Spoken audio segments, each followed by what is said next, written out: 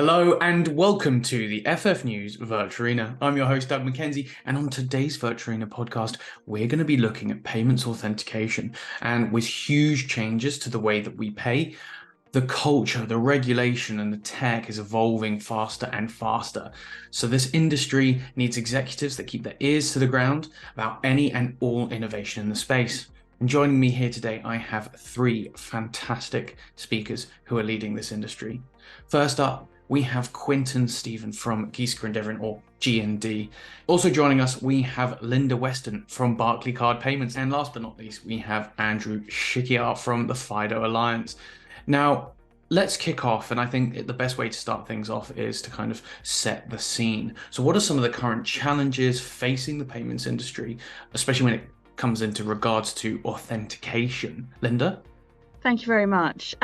Look, I see the biggest challenge facing the payments industry right now is how to balance fraud risk and the customer experience within the construct of regulation. You know, with analysts predicting that payment card fraud is expected to rise from $28 billion globally in 2020 to $49 billion in 2030, merchants really need to act now to protect their future profits and their customer loyalty. Retailers must safeguard themselves from cyber fraud with advanced protections and really utilise technology that does exist in the payments industry, such as Barclaycard Transact, whose fraud screening processes uses award-winning technology to automatically score transactions in real time according to their risk level. We control the rules and we help to manage that process, minimising the risk of fraud and declines for merchants. Businesses need to provide that smooth, secure, painless payment experience for customers, and this is especially important online. Payments providers can really help businesses to thrive by creating smart, cost-effective payment solutions that keep customer experience strong and simple. I mean, it's a great innovation, and I think as technology has evolved, machine learning, artificial intelligence, all of those items are combining in order to provide a much stronger capability to detect fraud upfront rather than relying on processes post the event happening. How are emerging technologies like biometrics helping to improve the authentication in the payments industry? That's a really, really interesting question, and certainly one that's very topical right now. I mean, compared to PIN or signature, biometric authentication is really fast and convenient for consumers. It reduces that friction that payment processes were having in the past, and they offer that really superior customer experience. It also reduces that risk of a user forgetting their PIN number and then not being able to complete their transaction, having to abandon that payment, which is what we have seen as being a huge challenge for the industry over a number of years. You know, the physical characteristics that form the basis even for biometric authentication really provide additional security, and they don't have some of the same vulnerabilities that perhaps non-biometric authentications methods can experience. You know, really, really simply, a PIN is something you know, which means it's something you can forget. Whereas biometric authentication is who you are, and you can't forget that, and you can't, and therefore you're enabling a much better customer experience, but also you're not impacted by some of those other areas that can prove to be really, really challenging. You know, I think biometrics is a key reason why we are seeing really, really strong adoption for digital wallets. We have seen enormous growth in that space, and you know, across the UK, corporates, SME, digital wallets now represent the highest single transaction method. 30% of sales are going through digital wallets now, outstripping contactless payments at 24%. Andrew, this one goes to you, if I might. In light of regulations like PSD2 and GDPR, almost at odds with each other sometimes, I feel, how have payments industry players adapted their authentication process? I think that as you look at regulations, it really comes back actually to some of the same questions that Linda answered before, and then you add the regulatory layer on top of it. Overall, I think as you look at the challenges facing the industry, it does come down to balancing fraud prevention and usability, right? And that's somewhat straightforward if you're just directly implementing some technology and bringing it to your customers. Then you layer in the need to comply. So PSD2 obviously is mandating a strong second factor for user authentication, and GDPR has strong privacy requirements. So biometrics in particular have some GDPR implications. Specifically that biometric data needs to be handled with great caution and generally should be on device, which is one reason why our standards are being widely adopted for this. Like all the biometric processing happens on device, not stored on a server. For PSD2, again, the intent is quite good, ensuring there's a second factor for transactions over a certain level, but then you need to consider usability. I think we've seen some challenges, frankly, with methodologies for two-factor authentication, which take the user out of the transaction flow, perhaps seeking a PIN or an email or something, or juggling between devices. That is suboptimal, right? So even if it complies, that's going to hinder commerce, not aid commerce. And so what we need to find are solutions where, again, you have a single gesture two-factor authentication, which is possible through biometric sign-ins. How have industry players adapted their authentication process? Do you think that the authentication process is actually being driven by the consumer or the regulator? Are the customers clamoring for a frictionless experience and something that the regulators can provide? I think I'll jump in here first. I mean, it hits on the same points, right? So biometrics are widely available, right? That's really changed the game, and it's happened quite rapidly. Right? You think back to before the first fingerprint devices were available. The first Galaxy, I think, was S4, and the iPhone 5. Whatever that was, I might have had the models wrong, but before then, people weren't even aware of locking their phones. Then they were locking their phones with a PIN code. They're like, why do I need this fingerprint thing? I could always use my PIN code. And they're like, oh wait, that's easy. And then the more and more as people's lives get more and more online and more mobile, people are unlocking their device dozens of times a day, if not more. Look at teenagers, it's hundreds of times per day. And then they figured out, wait, the same motion I do to unlock my device, I can now use to download an app.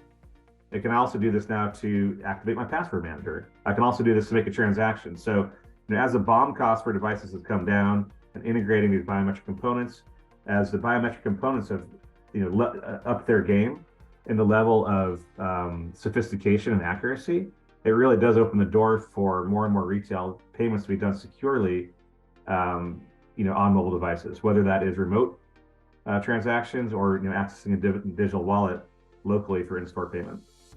I think for me, it really depends upon the form of biometrics that you're implementing. So we've talked a lot about facial recognition and fingerprint scanning, which are very useful biometrics. And, as Andrew really clearly articulated there, that kind of growth in smartphones has really brought biometric authentication to the masses and made it a really normal experience for consumers. Which is always super helpful. But there are many other forms of biometrics. Behavioural biometrics is another key area that can be used to support authentication methods. Now, part of the challenges, though, can be that it can take time to build some of those biometric profiles. So that means that you have to couple biometric authentication with other forms of authentication in order to remain within the framework of the regulation, but also to protect yourself and your consumer from potential fraudulent activity. I think, first of all, it's a journey. I don't think from one day to the next banks or financial institutions were able to just cut over. The main reason for that is it's you got to bring your customers with you. I think a lot of banks were, and Linda could probably vouch for this, that there was a concern that you'd lose your customer along the way by changing the way you were authenticating. So although the PSD2 regulations, and we see similar regulations in other markets emerging, are fantastic for customer protection, I think the journey for the banks has been a bit slower. The convenience of being able to, be at home and shop on your mobile device and not have to, as before, log onto a laptop and do all the traditional, fire up your desktop. That creates a degree of convenience. You add then convenient way of authenticating on top of that. It only leads to a massive increase in transactions, first of all, and secondly, an improved customer experience, meaning higher conversion. So merchants obviously find that very attractive. Can you just talk a little about what are some of the challenges to implementing biometric authentication in payments? What are the pain points? I think as I mentioned a little bit earlier, it's this moving the customer, so even if you look at in transactions, you talk about 3D secure, there's been always an out-of-band authentication, or for that matter, an OTP that you've got to grab your phone and put a PIN number in on the transaction. If you look at that, yes, I mean, moving that customer to a frictionless or frictionless biometric authentication is great, but you got to have the customer registered first. So that is a step that you have to follow in the process. But once the customer's registered biometrically, the convenience factor is enormous. Now, one thing that's really interesting in such a regulated industry is the power of partnerships. What role do you see partnerships and collaborations playing in improving the authentication in payments? I think first of all, the whole reason for authentication is because of risk and fraud, and then obviously compliance. And these aren't competitive issues. I don't think you can, one bank or one financial institution is not competing against another when it comes to fraud and risk. So when it comes to partnerships, it's exactly that. It's a whole ecosystem. Unfortunately, it's, as always, the weakest chain or the weakest link in the chain is what will get attacked. So partnerships are absolutely critical in managing the end-to-end life cycle of both a transaction as well as how users interact with the system. Yeah, and if I could add to that, of course, so I represent a standards body, an association of over 300 members working together to create standards for simpler, stronger user authentication. But as we look at the payment space, we also collaborate with the EMVCo, the web payments group inside of W3C. So as Quentin said, this is not a competitive issue. There's no competitive advantage to isolating yourself. So we're really looking at security and authentication by community, building best practices, building open standards and common flows to allow for more secure user authentication. How do you balance the need for strong security with the desire for a seamless customer experience when implementing biometric authentication? Really, really great question, and I think it's an area that is on lots of people's minds across the payments industry. And for me, it really is about being really clear on the security around that transaction, making sure that there is strong security measures in place that help protect customer data. So really good, strong fraud monitoring, fraud screening, identification, detection methodologies need to be in place.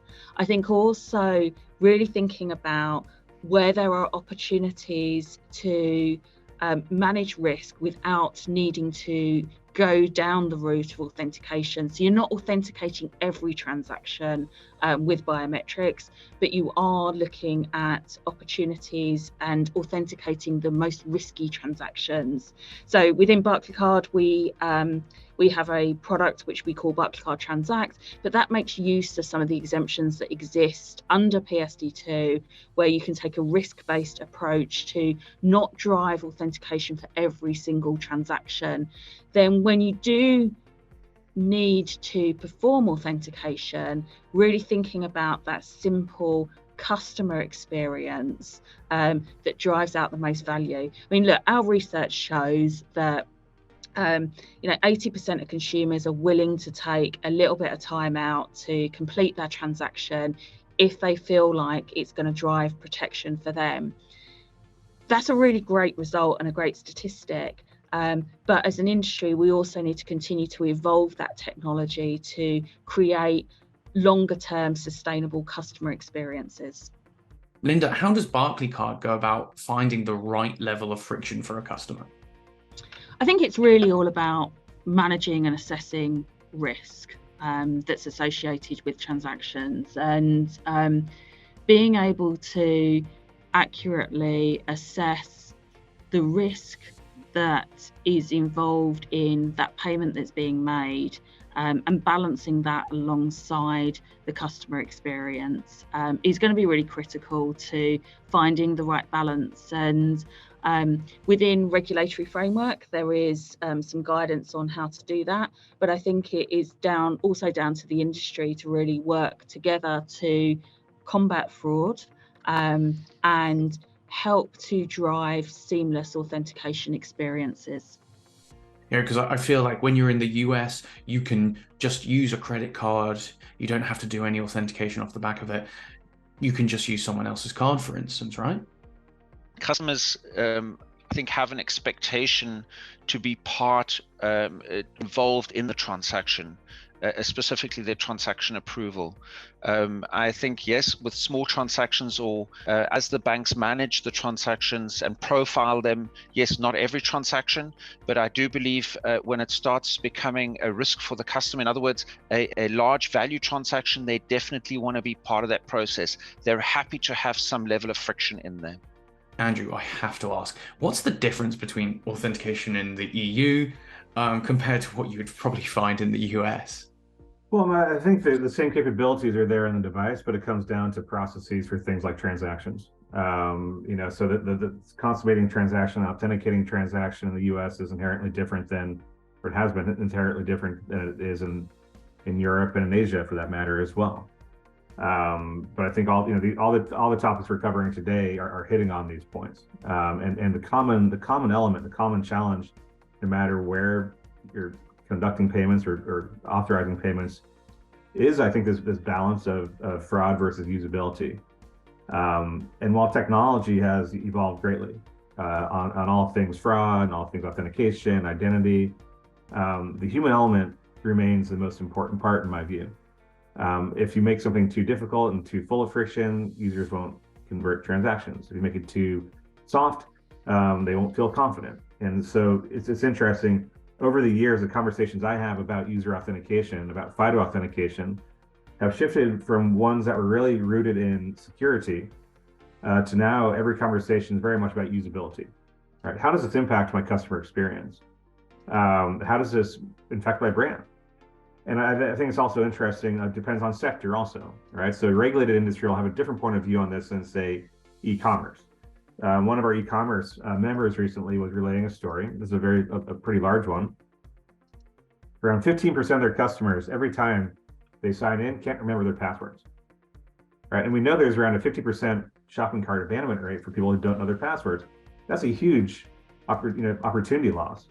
Furthermore, though, those that actually take the time to do a password reset spend less money, right? So a better authentication, if you can move the needle on that from, say, 85% signing in to like 86%, let alone 95%, 99%, that's a huge top line benefit. So ultimately, I think the conversation is shifting from bottom line, which is fraud prevention, to top line, which is revenue creation. How do you see biometric authentication evolving in the next few years? And what new opportunities will this create for the payments industry? Well, I think it will continue to evolve. The technology will get better, faster, more accurate. I think that there are some accompanying, what we'll call behavioral biometrics or passive biometrics that can complement, physical biometrics for like the need for risk scoring, things like that. But I think biometrics become, more and more commonplace, and people grow more comfortable with them. That last element is really important. Again, the user, like we talked about before, the human element. There's some mistrust out there with biometrics, right? We do a lot of, like FIDO Alliance as a body is investing a lot of money and research into UX and usability and user testing. Around 30% of people want to hang on to their passwords, right? Because they know that, or they see a thumbprint to sign in. They're like, no way am I going to give my thumbprint to my bank, even though they're not, right? So the thumbprint's staying on the device. So I think biometrics will evolve and get better, but also, citizens at large, consumers at large, will need to be educated and become more comfortable with them. The cautionary side of this is that it's very important that service providers and industry protect the integrity of biometrics, which is why we think it's so important to do everything on device. Where the risk of a biometric breach is eliminated, which will help instill further confidence in consumers. How do you see regulatory requirements around authentication evolving in the payments industry in the coming years? So I have one point of view, and this I'll start, if that's okay. If you look at PSD2 and all the regulations around authentication, right? A lot of them are fixated on solving a problem that's fundamentally tied to the primary factor of authentication that we've had for 60 years, which is the password. Right? Passwords are the problem statement. Passwords lead to data breaches. Passwords can be hacked. I can guess your password. I can steal your password. I can also steal your SMS OTP for that matter, right? So any sort of knowledge-based, credential can and will be stolen. But 2FA, 3FA, XFA, MFA, this is all, addressing their band-aid solutions really to the primary factor. And so, what we've been introducing lately is something called passkey, which is really an alternative to passwords as a primary factor. So it provides MFA type capabilities in a single gesture, possession-based authentication, which is supported by Apple, Google, Microsoft, and everyone else at large. I mention this because the regulators need to probably, adjust their points of view on authentication. Like once you take your focus off of only looking at solving the password problem, bolstering passwords, you can actually start solving the problems. And so I'd like to see regulations catch up to more modern means of authentication beyond just layering added factors on top of a flawed first factor on top of the password. In some ways, I feel that at this stage, we're a year into the regulatory requirements for PSD2 around authentication. I think we need to give a little bit more time to really see how that embeds before we can really form a strong frame of view as to what that future evolution could or should look like. I think that the biggest challenge around the regulatory requirements is that the world's not in the same step when it comes to this. I think PSD2 is fantastic and it covers the EU, but the reality is there are so many markets out there that have such varying degrees of either no regulation or very weak regulation. And I think this is a big challenge, especially for banks that operate across multiple countries. The multitude of regulations out there are not really in lockstep with maybe, I'm not saying they have to all follow PSD2, but PSD2 is definitely the flagship when it comes to regulation. And maybe to Andrew's point, yes, let's not put another band-aid on it, go back to the fundamentals as well of what this regulation must drive. Thank you everyone for joining today. It's been such a pleasure getting your insights on something that feels so science fiction, yet is so much closer to home than a lot of people realize. It's been a pleasure talking with you all, and also a massive thank you to you, our viewers, as well. You can catch the rest of the series and so much more over at ffnews.com and of course YouTube, but especially LinkedIn, where you'll see me, Doug Mackenzie, in the comments. Thank you very much and goodbye.